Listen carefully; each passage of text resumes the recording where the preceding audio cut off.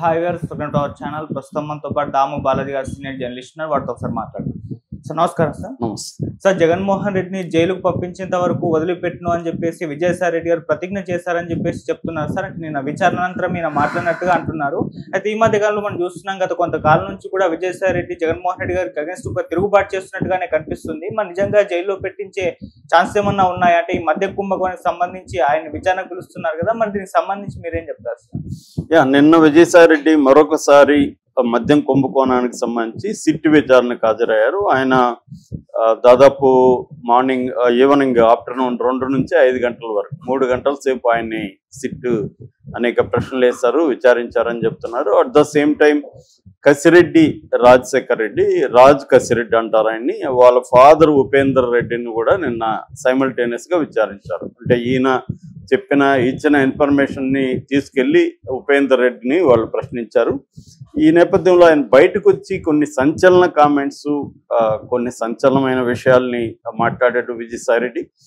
అది చూస్తే జగన్ని, అంటే కొంతమంది ఏమంటున్నారంటే జగన్ని అరెస్ట్ చేసి జైలుకు పంపించేదాకా నేను నిద్రపోనని విజయసాయి రెడ్డి చెబుతున్నాడు. అందుకు అనుగుణంగానే ఆయన మూవ్ అవుతున్నాడు. నిన్న ఒక పేరు కూడా చెప్పాడు. అది ఏంటంటే ఈ కసిరెడ్డి వెనక బిగ్ బాస్ ఎవరో కూడా త్వరలోనే బయటకు వస్తుంది అన్నాడు. అందరికీ తెలుసు కసిరెడ్డి వెనక బిగ్ బాస్ అంటే ఎవరు ఉంటారు? జగనే ఉంటాడు. ఎందుకంటే ఇది మద్యం కుంభకోణానికి సంబంధించిన వ్యవహారం. మద్యం కుంభకోణం జగన్ పీరియడ్లో 5 ఏళ్లలో మద్యం పెద్ద ఎత్తున కుంభకోణం జరిగింది. ప్రభుత్వ దుకాణాలు పెట్టి అక్కడ డీటెయిల్ లావాదేవీలని చేయకుండా క్యాష్ రూపంలో చేసి సంవత్సరానికి దాదాపు 25,000 కోట్లు, 4 ఏళ్లలో 1,00,000 కోట్లు జగన్ దుర్వినియోగం చేశాడు, డబ్బులు తినేస్తాడని పురంధేశ్వరి అప్పట్లోనే హోమ్ శాఖకి అమిత్ షాని కలిసి ఆమె సబ్మిట్ చేసిన డీటెయిల్స్ అంతా. దాని తర్వాత చంద్రబాబు ఒక వ్యూహం ప్రకారం వెళ్తున్నట్టుగా మనకు అర్థమవుతుంది. అంటే ముందుగా సోషల్ మీడియా మీద అటాక్ చేయడం, దాదాపు 700 మందికి సోషల్ మీడియా వాళ్ళకి నోటీసులు ఇచ్చి దాదాపు 100 మందిని అరెస్టులు చేశారని వైసీపీ అంటుంది. పోలీసులు ఏమో 49 మందిని మాత్రం మేము అరెస్ట్ చేశామని వాళ్ళు చెప్తున్నారు. ఏదేమైనా మెల్లమెల్లగా క్యాడర్ని, తర్వాత చిన్న నాయకుల్ని, తర్వాత జగన్ని అలాగా ఒక ప్లాన్డ్గా చంద్రబాబు ప్రభుత్వం వెళ్తున్నట్టుగా మనకు అర్థమవుతుంది. సో ఈ నేపథ్యంలో మద్యం కుంభకోణానికి సంబంధించి Andhra Pradesh state beverages corporation limited MD Vasudev రెడ్డిని అరెస్ట్ చేశారు. దాంతోపాటు దాంట్లో పనిచేసే సత్యప్రసాద్ అనే ఒక అతన్ని అరెస్ట్ చేశారు. వీళ్ళిద్దరూ కూడా 164 సిఆర్పిసి కింద కోర్టులో వాంగ్మూలం కూడా ఇచ్చారు. ఇందులో రాజ్ కసిరెడ్డి పేరు ప్రధానంగా చెప్పారని చెప్తున్నారు. రాజ్ కసిరెడ్డి ఎవరు అంటే, రాజ్ కసిరెడ్డి అవినాష్ రెడ్డికి కో బ్రదర్ ఇన్ లా అవుతాడు. అంటే జగన్కి దగ్గర సంబంధం. అట్లాగే ఐటీకి సలహాదారుడుగా కూడా రాజ్ కసిరెడ్డి పనిచేశాడు. ఆయన బేసిక్గా ఎన్ఆర్ఐ. సో ఈయనకి ఈ మద్యం కుంభకోణం వ్యవహారం జగన్ అప్పగించాడని చెప్తున్నారు. సో ఆయన గతంలో ఈ 5 ఏళ్లలో 2014 నుంచి 19 వరకు ఇక్కడ జూబ్లీ హిల్స్లో ఒక ఆఫీస్ ఓపెన్ చేశాడు దీనికోసమే. సో ఆయన ప్రధానంగా చేసింది ఏంటంటే, అంతవరకు ఉన్న ఎస్టాబ్లిష్డ్ బ్రాండ్స్, ప్రీమియం బ్రాండ్స్ని పక్కన పెట్టి జగన్ బ్రాండ్స్ పేరుతో కొన్ని బ్రాండ్స్ని దింపడం రంగంలోకి, వాళ్ళ దగ్గర కమిషన్లు తీసుకోవడం, ఎవరు ఎక్కువ కమిషన్లు ఇస్తే వాళ్ళకి సప్లై చేయడానికి ఎక్కువ కోటాని వాళ్ళకి ఇవ్వడం అనేది ఒకటి చేశాడు. అట్లాగే నాన్ డ్యూటీ పెయిడ్ లిక్కర్ అంటారు అన్నమాట, ఎన్డిపిఎల్ అంటారు, నాన్ డ్యూటీ పెయిడ్ లిక్కర్. ఆ కేటగిరీ కింద ఎక్కువ మందిని పెట్టేసి దాంట్లో ఏంటంటే ఎక్కువగా ట్యాక్స్లు పే చేయాల్సిన అవసరం లేదు, డ్యూటీస్ తక్కువ ఉంటాయి.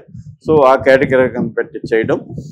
సో ఓవరాల్గా ఇతను మొత్తం ఒక స్ట్రాటజీ వేసుకొని అంటే కొత్త బ్రాండ్లు పెట్టడం, ఆ బ్రాండ్లు ఎవరు డబ్బులు ఇస్తే వాళ్ళకి ఎక్కువ కోటాలు ఇవ్వడం, రెండోది క్యాష్ డీలింగ్స్ పెట్టడం వల్ల ఏమవుతుందంటే ఒక దగ్గర ఎంత డబ్బులు వచ్చిందేమని తెలియకుండా ఇతను ఒక కార్పొరేట్ స్టైల్లో ఈ కుంభకోణానికి ఒక ఆఫీస్ ఓపెన్ చేసి దాంట్లో స్టాఫ్ ద్వారా అక్కడ ఎవరెవరు కలెక్ట్ చేసి, ఎలా ఎక్సైజ్ డిపార్ట్మెంట్ నుంచి కలెక్ట్ చేసి కొంతమంది వైసీపీ నాయకులకి డబ్బులు వెళ్ళాలి, అక్కడి నుంచి మళ్ళీ ఇక్కడికి వస్తాయి.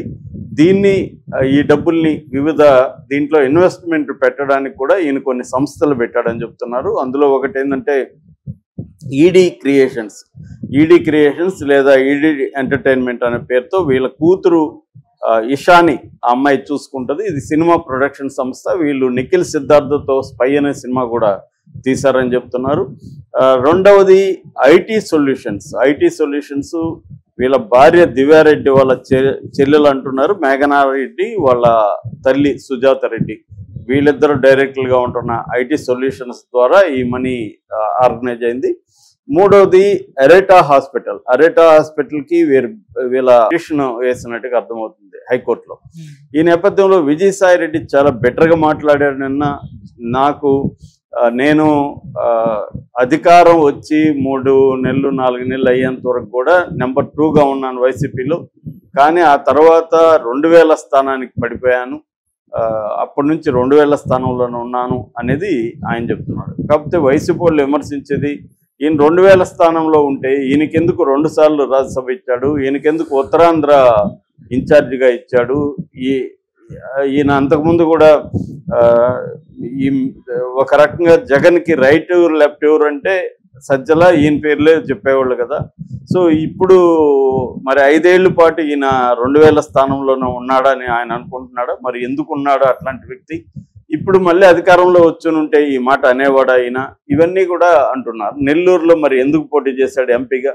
అప్పుడు ఈయనకి ఇష్టం లేకపోతే చెప్పచ్చు కదా అని కూడా వాళ్ళు ప్రశ్నిస్తున్నారు. ఇప్పుడు ఏంటంటే ఆయన కేసుల్లో ఇరుక్కున్నాడు, వాళ్ళ కూతురు కేసుల్లో ఉంది, ఉత్తరాంధ్రలో అనేక భూ ఆక్రమణలకు పాల్పడ్డాడు, ఇవన్నీ ఆయన మీద ప్రెజర్ ఉన్నాయి. అట్లాగే అక్రమాస్తుల కేసులు ఉంది. వీటన్నిటి నుంచి భయపడి ఆయన ఇప్పుడు బీజేపీతో కుమ్మక్కైపోయి తెలుగుదేశంతో కుమ్మక్కైపోయి జగన్ని జైలుకి పంపించే ప్లాన్ చేస్తున్నాడు అనేది వైసీపీ వాళ్ళ ఆరోపణ. సో అందుకనే ఆయన మళ్ళీ నేను రాజకీయాల్లోకి వస్తానని కూడా నిన్న అన్నాడు. నన్ను రాజకీయాల్లోకి రావద్దని చెప్పడానికి వీళ్ళెవరు అని సాక్షి పేపర్, నేను పెట్టిన సాక్షి పేపర్ అని కూడా అన్నాడు. ఒక రకంగా ఆయన ఎలా మాట్లాడాడు నిన్న, అసలు వైసీపీని నేనే నడిపాను అనేది కూడా ఆయన మాట్లాడాడు. అంటే జగన్ డమ్మీ, నేనే వైసీపీని నడిపాను అన్న పద్ధతిలో మాట్లాడాడు. కాకపోతే అది ఎంతవరకు ఆయన కార్యక్రమాలు ఏంటి, నెక్స్ట్ ప్రోగ్రామ్ ఏంటి? ఇప్పుడు మొన్నటి వరకేమో ఈయనకి అసలు రాజ్యసభ ఇస్తారని ఒక వార్త వైరల్ అయింది, బీజేపీ వాళ్ళు గవర్నర్ ఇస్తారని వైరల్ అయింది. ఇప్పుడేమో ఆంధ్రప్రదేశ్ కోటాలో అన్నామలై తమిళనాడు మొన్నటి వరకు బీజేపీ అధ్యక్షుడు ఉన్నాడు, ఆయనకి ఇచ్చి ఆయన్ని నేషనల్ లెవెల్లో వాడుకోవడానికి తమిళనాడు నుంచి ప్లాన్ చేస్తున్నట్టుగా చెప్తున్నారు. ఆల్రెడీ చంద్రబాబుతో కూడా మాట్లాడేశారు అంటున్నారు. సో ఆ రకంగా ఈయనకి రాజ్యసభ అయితే వచ్చే అవకాశం కనిపించలేదు. మరి ఈయన బీజేపీలో చేరతాడు, మళ్ళీ రాజకీయాల్లోకి నేను రావచ్చు, ప్రజలు కోరుకుంటే వస్తాను అని ఒక మాట అన్నాడు. అంటే ఇది టిపికల్గా రాజకీయ నాయకులు అనేది, వీళ్ళు ఏమైనా చేయాలనుకుంటే ప్రజల కోరిక మీద వచ్చాను, ఏ ప్రజలు కోరుకుంటారు ఈయన రాజకీయాల్లోకి రావాలని. సో ఏదేమైనా ఈయన జగన్కి యాంటీగా మారితే మాత్రం జగన్కి కొంత ఇబ్బందులు అయితే తప్పవు. ఎందుకంటే ఈయన ముందు నుంచి కూడా వైఎస్ రాజారెడ్డి దగ్గర నుంచి జగన్ వరకు కూడా ఆయన అనేక కంపెనీలకు సంబంధించి ఫైనాన్షియల్ అడ్వైజర్గా ఉన్నాడు. ప్లస్ ఈయన చార్టర్డ్ అకౌంటెంట్, అనేక లోటుపాట్లు ఈయన క్లియర్గా తెలుసు. కాకపోతే ఇక్కడ మా డౌట్ ఏంటంటే జగన్ ముందుగానే పసిగట్టలేదా ఈయన వెళ్ళిపోతాడని, లేకపోతే జగన్ ఎందుకు ఈయన పక్కకు పెట్టేశాడు అంటే అర్థం ఏంటి? ఈయన బయటికి వెళ్ళినా ఈయన నాకేం పెద్ద హామ్ చేయలేడు అని జగన్ నమ్మితేనే కదా బయటకు పక్కకు పెడతాడు అనే విశ్లేషణలు కూడా వినిపిస్తున్నాయి అన్నమాట. కాబట్టి ఈయన పెద్ద హామ్ ఏం చేయలేడు, ఏమన్నా ఉంటే కాసేపు తెలుగుదేశం మీడియాలో మాత్రమే హడావిడి జరుగుతుంది తప్ప ఈయన చేసే హాని ఏం పెద్దగా ఉండదు. ఎందుకంటే